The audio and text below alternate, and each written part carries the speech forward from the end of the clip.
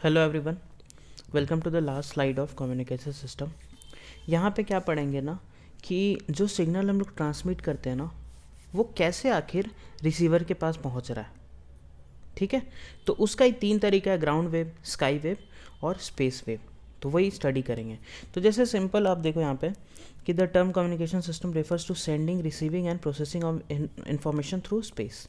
अब देखो, जैसे मान लो किसी ए पर्सन को बी पर्सन के पास अगर एक बॉल को भेजना है तो 3 तरीके से भेज सकता है। एक, रोल करा के, वही है ग्राउंड और सरफेस वेव प्रोपगेशन। ठीक है, एक इसको ऐसा करके catch, directly catch they they, that is sky.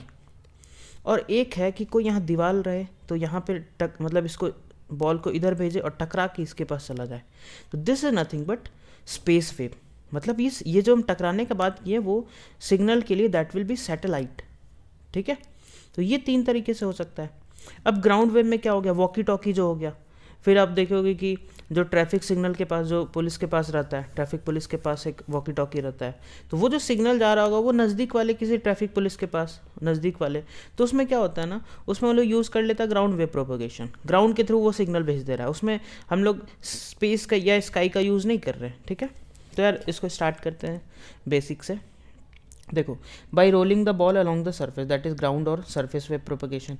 By throwing the ball directly in a straight line और throwing intervening tropospheric medium, through intervening tropospheric medium. उस ट्रोपोस्फेयर के हेल्प से वो जो वापस आ रहा है ना, वो ट्रोपोस्फेयर से रिफ्लेक्ट होके आ रहा है। जो TIR लगता है ना, वो ऐसा करके आ रहा है सेकंड वाले में, स्पेस वेव में।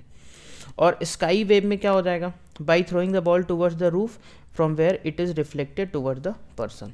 ठीक है, आई थिंक यहाँ पे थोड़ा सा गलत किया हूँ। ये होगा sky and it will be space. जो लौट रहा है वहाँ से, मतलब सैटेलाइट से, वो हो जाएगा स्पेस, और जो ट्रोपोस्फेयर वाला हुआ दैट विल बी स्काई। ठीक है, तो देखो इसमें क्या है, it is the mode of wave propagation in which the ground has a strong influence on the propagation of signal wave from the transmitting antenna to the receiving. अब जैसे मान लो ये अर्थ सरफेस है, यहाँ पे एक एंटीना लगा हुआ है, ये ट्रांसमिट करेगा, तो ये जो जाएगा ना वेव, ये किसके थ्रू जाएगा, ये इसके थ्रू, ग्राउंड के टच में। ठीक है, इसीलिए इसका नाम ग्राउंड वेव यहाँ पे ऐसा रहा।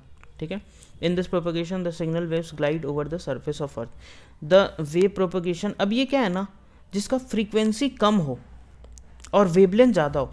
क्यों हम लोग वेवलेंथ ज़्यादा रख रहे हैं ना, क्योंकि देखो वेवलेंथ ज़्यादा मतलब कुछ ऐसा करके ये कुछ ऐसा जाएगा, और यही हम लोग चाह रहे हैं, क्योंकि ये जितने बार ग्राउंड के कांटेक्ट में आता है ना, ये अपना एनर्जी लूज करने लग जाता है, क्योंकि यहाँ पे आयोनाइजेशन हो जाता है, कुछ प्लस माइनस ऐसा आयोनाइजेशन होता है, फील्ड क्रिएट होता है, जिसके कारण ये एनर्जी लूज करने लगता है। तो हम लोग चाहेंगे ग्राउंड वेव प्रोपोगेशन में कि वेवलेंथ जो है वो ज़्यादा हो। वेवलेंथ कम मतलब क्या, वेवलेंथ अगर if we have low wavelength मतलब ऐसा ऐसा, तो इसमें तो ये पहुँच ही नहीं पाया, यहाँ ऐसा जाके ख़त्म हो गया कहीं। क्यों, क्योंकि there are so many contacts, और जितना ज़्यादा कॉन्टैक्ट उतना ज़्यादा एनर्जी लूज करते जाएगा। ठीक है, so that is the reason that ground wave propagation is use for high wavelength, मतलब बहुत कम ऐसा टच हो, हाई वेवलेंथ ऐसा करके।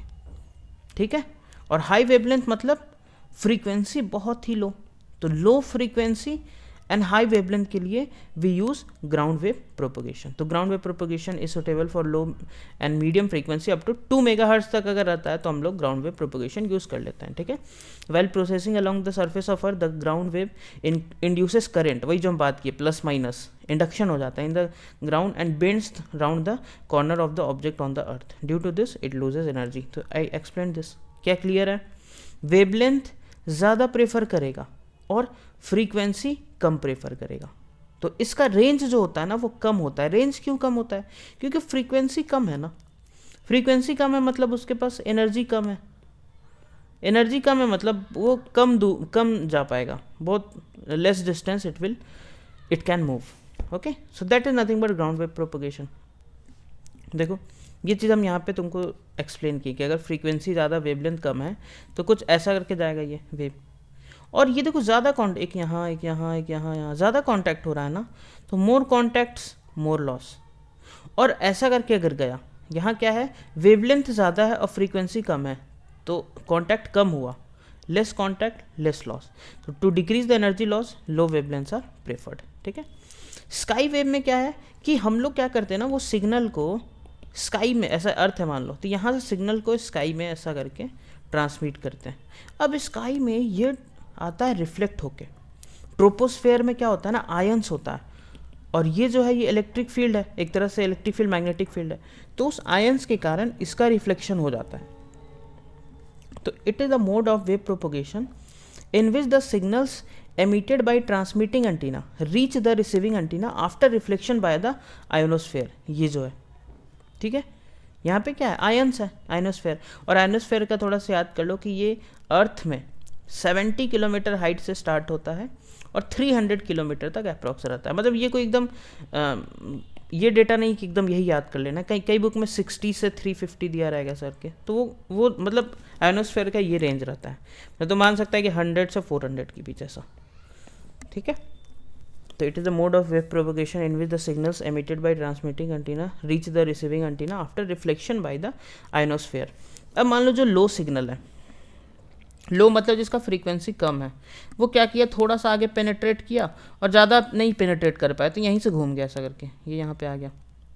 थोड़ा सा इससे स्ट्रॉन्ग फ्रीक्वेंसी हम दिए और स्ट्रॉन्ग, तो ये थोड़ा ज़्यादा पेनेट्रेट किया लेकिन ये भी वापस आ गया, और किए तो ये एकदम ऊपर वाले लेयर से ऐसा करके, और इससे भी तुम ज़्यादा दे दिया, मतलब तुम क्या दे दिया, अगर 40 मेगाहर्ट्ज़ से भी ज़्यादा अगर तुम दे दिया ना, तो इसको पेनेट्रेट कर जाएगा।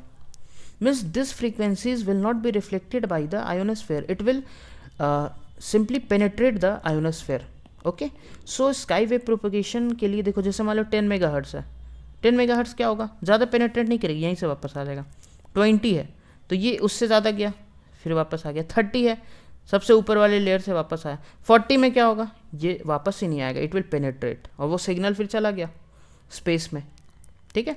अब यहाँ पे एक रिसीवर है, रिसीवर टू रिसीवर, तो तुमको अगर रेंज बढ़ाना है तुम फ्रीक्वेंसी बढ़ा दो। जैसे 10 मेगाहर्ट्ज़ के लिए रेंज थोड़ा कम है, 20 के लिए रेंज ज़्यादा है ना, देखो यहाँ से यहाँ चला जा रहा है, 30 के लिए रेंज और ज़्यादा है, लेकिन रेंज हम कुछ भी नहीं बढ़ा सकते ना, बोलेंगे कि हम यहाँ से बहुत ज़्यादा दूर, तो वहाँ तक तो फ्रीक्वेंसी ये पेनेट्रेट कर गया, इसके थ्रू बाहर चला गया, तो वो यूज़ थोड़ी हो पाएगा, ठीक है। तो range of frequency for sky wave propagation is from 2 megahertz से 40, क्योंकि 2 से कम है ना तो इसको हम लोग यूज़ नहीं करते, वो हम लोग ग्राउंड, अभी जो हम लोग बात की ग्राउंड वेव को यूज़ कर लेते हैं। 2 से ज़्यादा एंड 40 से कम है तो we can use sky wave, ठीक है। 40 से ज़्यादा में पेनेट्रेशन हो जाएगा तो स्काई वेव जो प्रोपगेशन है वो फेल हो जाएगा, इस फ्रीक्वेंसी को, इस वेव को, इस सिग्नल को वो रिफ्लेक्ट नहीं करवा पाएगा, ठीक है। तो sky waves are use for very long distance. हाँ, ये भी तुम्हारा ग्राउंड वेव में लॉन्ग डिस्टेंस नहीं जा रहा था क्योंकि एनर्जी कम था। जैसे क्रिकेट में एम्पायर जो यूज़ करता है उसमें क्या है यार, ग्राउंड में दूसरा एम्पायर से उसको बात करना, यही तो करना है ना। वॉकी टॉकी वाले में कोई एक सिग्नल से कोई दूसरे सिग्नल तक बात करना, उसी सिटी में बात करना है। लेकिन स्काई वेव में क्या है, दूर दूर, बहुत दूर दूर सिग्नल तुमको भेजना है, एक सिटी से दूसरे सिटी, ठीक है, एक कंट्री से दूसरे कंट्री, तो ऐसा हम लोग यूज़ कर सकते हैं, ठीक है। अब आते हैं थर्ड वाले में। अब मान लो कि 40 से भी ज़्यादा है किसी का सिग्नल का फ्रीक्वेंसी, 40 से ज़्यादा, क्योंकि बैंडविड्थ पे डिपेंड करेगा ना। बैंडविड्थ हम लोग पढ़े थे ना कि किसी भी सिग्नल को हमको भेजना है तो उसका एक पर्टिकुलर फ्रीक्वेंसी हम लोग डिफाइन करके रखें कि इतना फ्रीक्वेंसी रहना चाहिए तभी उसको हम लोग ट्रांसमिट कर पाएंगे। तो वो बैंडविड्थ मान लो 40 से ज़्यादा है तो उस सिग्नल को हम कैसे भेजें, तो उसके लिए है स्पेस वेव प्रोपगेशन, ठीक है। It is that mode of wave propagation in which the signals emitted from the transmitter antenna reach the receiving antenna through space, ये चीज़ याद रखना है, ठीक है। For this propagation frequency range is from 40 to 4000 तक यूज़ कर सकते हैं। The space waves can travel through atmosphere from transmitter antenna to receiver antenna either directly और after reflection from earth troposphere reason. That is why the wave propagation is called as tropospheric propagation और line of sight propagation, ठीक है। यार देखो क्या है ना कि इसमें क्या है कि जैसे मान लो ये यहाँ पे है, ये यहाँ पे है, इसको हम लोग क्या करते हैं ना, इतना ज़्यादा फ्रीक्वेंसी है ना कि हम लोग इसको डायरेक्ट भेज सकते हैं, ऐसा यहाँ से यहाँ दूर, मतलब ये बिना एनर्जी लॉस का डायरेक्टली इसके पास चला जाएगा ऐसा करके। या तो अगर तुमको भेजना है, जैसे मान लो ऐसा करके तुमको दूर भेजना है, यहाँ पे कहीं है और यहाँ से तुमको भेजना है, तो ये तो डायरेक्ट नहीं जा पाएगा, ये तो अर्थ को क्रॉस कर देगा, तो इसके लिए तुम यूज़ कर लो ये इधर से इधर हो जाएगा, ओके, ठीक है। तो ये चीज़ कर सकते हैं। The range of communication of space wave propagation can be increase by increasing the Heights of transmit. ये चीज़ अब बात करते हैं एंटीना का हाइट से कैसे हम लोग डिस्टेंस निकालें, ठीक है। तो यार ये मान लो ऐसा करके अर्थ सरफेस है, ठीक है, दिस इज अर्थ सरफेस, और ये h हाइट का एक एंटीना यहाँ पे है, ठीक है, h हाइट का एक एंटीना हम लोग यूज़ किए। तो इसका जो सिग्नल निकलेगा ना वो कितने डिस्टेंस तक जा सकता है ये हमको निकालना है। अर्थ में ये कितने डिस्टेंस तक जा सकता है। तो यार यहाँ पे बस सिंपल सा कंस्ट्रक्शन करेंगे। ये मान लो सेंटर है अर्थ का, ये रेडियस ऑफ अर्थ हो जाएगा, ये भी रेडियस ऑफ अर्थ हो जाएगा, ये भी रेडियस ऑफ अर्थ हो जाएगा, ठीक है, ये h है। अच्छा हम क्या करने वाले हैं, इस डिस्टेंस को हमको निकालना है ना d, तो हम नियरली इसको d मान सकते हैं क्योंकि ये ज़्यादा तो है नहीं, क्योंकि 6400 किलोमीटर के सामने ये 1 किलोमीटर जो है उसके नेग्लिजिबल है। तो ये d और ये दोनों हम लोग अप्रॉक्सीमेटली सेम मान लिए, ठीक है। नहीं हम लोग क्या कर, नहीं एक मिनट रुक जाओ, हाँ ये d और ये h, इस तो ये वाला हम लिख दे रहे हैं under root of d square plus h square, ऐसा करके ये चीज़, ठीक है। अब तुम इसमें पाइथागोरस लगा लो, अब तुम उसमें पाइथागोरस लगा लो, तो ये हो गया r प्लस एच का, r प्लस एच, ये हो गया r, और ये हो गया है under root of d square plus r square, ठीक है। तो वो पाइथागोरस तुम लगा के यहाँ से निकाल लो, तो d आ जाएगा under root 2rh, d will be equals to under root 2rh, ठीक है। तो ये है कि अगर एक एंटीना दिया हुआ है जिसका हाइट मान लो कुछ h दिया हुआ है, तो कितना डिस्टेंस तक इसका जा सकता है, वो जो डिस्टेंस आएगा वो आ जाएगा under root 2 radius of earth into h। कितना एरिया तक जा सकता है, तो पाई इंटू डी स्क्वायर, क्योंकि डी उसका क्या है बन जाएगा रेडियस, ऐसे करके गोल घुमा दे, इतना एरिया तक इसका ब्रॉडकास्टिंग हम लोग कर सकते हैं। अब लाइन ऑफ साइट में यही है कि हम लोग क्या करते हैं ना, इसमें डायरेक्टली भेज देते हैं। ये एक ऐसा कम्युनिकेशन है, ये ऐसा ये ऐसा, इसमें ये ग्राउंड से कंफ्यूज नहीं होना, वो तो ग्राउंड के ऐसा करके जाता था ना, ये क्या कर रहे हैं, इन दोनों को एक दूसरे का हेड दिखना चाहिए, तो ये डायरेक्टली यहाँ से ट्रांसमिट कर दिया ऐसा करके, ठीक है। तो ये मैक्सिमम यही तो है मैक्सिमम डिस्टेंस ना, डी मैक्सिमम, क्योंकि इससे भी ज़्यादा अगर तुम डिस्टेंस कर दिया ना तो यार ये डायरेक्ट नहीं जा पाए, क्योंकि अर्थ का सरफेस आ गया तो कहीं ना कहीं सिग्नल लॉस्ट हो जाएगा। तो एक दूसरे का हेड इनको दिखना चाहिए, तो यही है line of site communication. Directly हम इस सिग्नल को इसके तरफ भेज देंगे, ठीक है। तो ये इतना ज़्यादा एनर्जी कराता है, हाई एनर्जी, क्योंकि फ्रीक्वेंसी बहुत ही ज़्यादा है ना, तो डायरेक्टली इसको मिलेगा।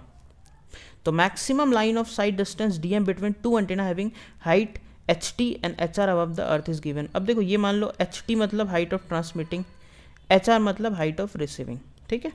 तो हमको ये dm निकालना है, ये तो ये कितना हो जाएगा यार, अभी हम लोग इसका ऐसा करके ले सकते हैं दिस प्लस दिस। अच्छा ये डिस्टेंस हम लोग कितना बोल सकते हैं, इसका जो ये डिस्टेंस हम लोग निकाले अभी, under root 2r into H T plus under root 2r into height of receiving, ये हो गया d। क्लियर हो रहा है, अप्रॉक्सीमेशन तो यूज़ किए, लेकिन ये result this result will be very close to the actual answer, okay. अच्छा स्पेस कम्युनिकेशन का ही दूसरा जो है that is satellite communication. The satellite communication is the mode of communication of signal between transmitter and receiver through satellite. यहाँ पे क्या होता है, हम लोग सैटेलाइट को भेजते हैं और ये फिर हमको वापस भेज देता है, okay. In satellite communication a beam of modulated microwave from earth station transmitter is send directly toward the satellite, ठीक है, यहाँ भेज दिए, सिंपल यही वर्डिंग लिखा हुआ है। which receive the coming signal amplifies and return it to the earth station receiver। अब जैसे मान लो तुमको पूरे इंडिया में या पूरे वर्ल्ड में ब्रॉडकास्ट करना है, तो तुम यहाँ पे एक ट्रांसमीटर लगाया, इससे तुम इस सैटेलाइट को भेजा। अब ये सैटेलाइट तो सिर्फ ऐसा भेज पाएगा, तो एक पर्टिकुलर पार्ट कवर होगा। तो यहाँ अगर हमको पहुँचाना है तो कैसे पहुँचाएं, तो हम यहाँ पे एक और सैटेलाइट किए जो इस सिग्नल को रिसीव करके इधर भेजा ऐसा करके। अच्छा यहाँ पहुँचाना है तो कैसे किए, तो एक और सैटेलाइट यहाँ यूज़ कर लो जो इधर और इधर का सिग्नल को रिसीव करके फिर से इधर ट्रांसमिट। तो लगभग 3 सैटेलाइट में कंप्लीट अर्थ जो है वो कवर हो जाता है, ओके। तो अब इसका कुछ न्यूमेरिकल देख लेते हैं। यही था कम्युनिकेशन, 3 तरीके का होता है, ग्राउंड, स्काई, स्पेस। सबसे कम फ्रीक्वेंसी ग्राउंड में, ठीक है, उससे ज़्यादा स्काई में। स्काई में ऐसा देख लेना पेनिट्रेशन। फिर स्पेस में सबसे ज़्यादा फ्रीक्वेंसी, ओके। तो यार ये क्वेश्चन कुछ हम लोग सॉल्व कर लेते हैं, ठीक है। ये है 2012 का क्वेश्चन, तो एक बार ट्राई करो। सिंपल इस लैंग्वेज से तुमको क्लियर हो जाएगा। ये एक बार लैंग्वेज तुम लोग पढ़ेगा ना तो you can easily get the answer. तो देखो, a radar has a power of 1 kilowatt and operating at a frequency of इतना, it is located a mountain this. इसमें देखो क्या करना है, हमको क्या निकालना है, द मैक्सिमम डिस्टेंस. यार देखो simple formula D equals to under root 2r height of antenna. ठीक है, इस पे ही तो क्वेश्चन है, तो हम क्या करेंगे, इसको सिंपल यूज़ करो ना, ये पूछ रहा है. तो बाकी ये जो है ना यूजलेस डेटा है, पावर और इसका फ्रीक्वेंसी, बस कंफ्यूज करने के लिए. 2 इंटू रेडियस ऑफ अर्थ क्या है 6400 इंटू 10⁻³ मीटर इंटू हाइट कितना है 500. तो 500 से एक और 1000 आ जाएगा, तो 10⁻³ इंटू 10⁻³ इंटू 64 को 80 का स्क्वायर लिख सकते हैं. ठीक है, तो यार ये कितना आ गया 80 इंटू एक 10⁻³ बाहर, इतना metre. It implies D will be equals to 80 kilometre. क्या ये क्लियर हुआ, क्या ये चीज़ क्लियर है? This will be the answer. अच्छा, सेकंड क्वेश्चन का बात करते. देखो, in a line of sight, मतलब LOS. LOS तुमको याद रखना है, ये वाला चीज़, ये बस ये फॉर्मूला पे क्वेश्चन आ रहा है. देखो तुम ध्यान से, इस फॉर्मूला पे क्वेश्चन आएगा. LOS में line of site communication, the distance between, a distance of about इतना किलोमीटर इस्केप्ड. तो ये क्या दिया हुआ है, डी मैक्सिमम. डी मैक्सिमम है 50 kilometre. Escaped between the transmitting and receiving antenna, the height of the receiving antenna is HR. Receiving का है 70 मीटर. Then the height. यार देखो कितना आसान क्वेश्चन है, लेकिन थोड़ा वही तुमको कैलकुलेशन करना पड़ेगा. तो हम कौन सा फॉर्मूला लगाएंगे, D max is equals to under root 2r HT plus under root 2r HR. D maximum 50 kilometre, 50 into 10⁻³ ऐसा कर लो. अब इसको सॉल्व करना पड़ेगा, थोड़ा सा लेंदी जाएगा. तो इसमें 2 इंटू 64 इंटू 10⁻³ को कॉमन ले लो, यह आ जाएगा अंडर रूट ऑफ, ये कितना आ जाएगा ऐसा करके, under root of HT plus under root of 70. यहाँ से तुमको HR निकालना है. एंड नियरली ये आंसर पता है कितना आएगा, नियरली ये आंसर आ जाता है 32 के आसपास. नियरली तुमको ये थोड़ा बहुत तो एग्ज़ाम में तुमको देखना पड़ेगा कि तुमको कैसे इसको सॉल्व करना है. तो you will get a near answer of HT will be 32 metre. Okay,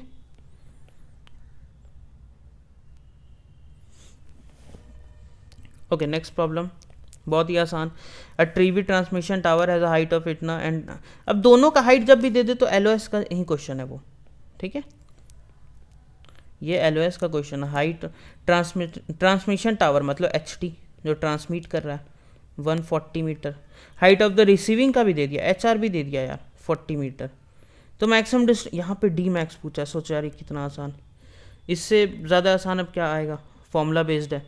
इसको क्या कर लो, under root of 2r HT plus under root of 2r HR. Under root 2 into 64 into 10⁻³ sorry 6400 into 10⁻³. ठीक है, ऐसा करके into root over 140 plus root over 40. थोड़ा सा लेंदी जाएगा, सॉल्व करेगा तो nearly equal to 65 kilometre you will get D max. क्या क्लियर है ये चीज़, clear? Okay, next. To double the covering range of a TV transmission tower. Range को डबल मतलब डी, यही तो रेंज था, 2 radius of earth into HT. तो हमको क्या करना है ना, डी को 2D कर देना है, डी को हमको 2D करना है. तो it's height should be increase. यार ये तो लॉजिकल है, 2r. यहाँ पे तुम इसको ऐसे भी सॉल्व कर सकता है कि इसका HT जो होगा वो हो जाएगा d² / 2r. ठीक है, HT trans will be proportional to d². तो to double the range, that is D. इसको ऐसा लिख दें, H1 by H2 is equals to D/2D. ठीक है, कट कर दें तो H2 कितना आ जाएगा 2H1. अच्छा डी स्क्वायर है ना, सॉरी वही हम सोचे डी स्क्वायर भाई ऐसा करके। ओके तो ये कितना आ जाएगा यार, H2 will be 4H1, 4 times हमको करना पड़ेगा। सिंपल फॉर्मूला से भी कर सकता है, कोई दिक्कत नहीं। फॉर्मूला यार अगर √2r इंटू एच है and we want to make D double, D को हमको डबल करना है, तो यार ये दोनों कांस्टेंट है, रूट है, तो इसको 4 टाइम्स करेंगे तभी तो इसका रूट से 2 बाहर आ जाएगा। तो कितना करना पड़ेगा, it should be made 4 times to make the range double. Okay so ऐसा ऐसा ही क्वेश्चन आता है, तो थोड़ा सा इन सब टॉपिक को भी प्रैक्टिस कर लो कि तुम आराम से इस चीज़ को सॉल्व कर पाओ। ओके सो यही कंप्लीट कम्युनिकेशन सिस्टम था। सो आई होप कि तुमको ये सारा समझ आया हो, कॉन्फिडेंस आया हो and you can solve the problem. ठीक है, एग्ज़ाम में अगर आया तो तुम लोग आराम से इसका प्रॉब्लम सॉल्व कर सकते हो। ठीक है, एक मिनट यार, let me confirm the answer, it is B. या okay, will meet in the next chapter.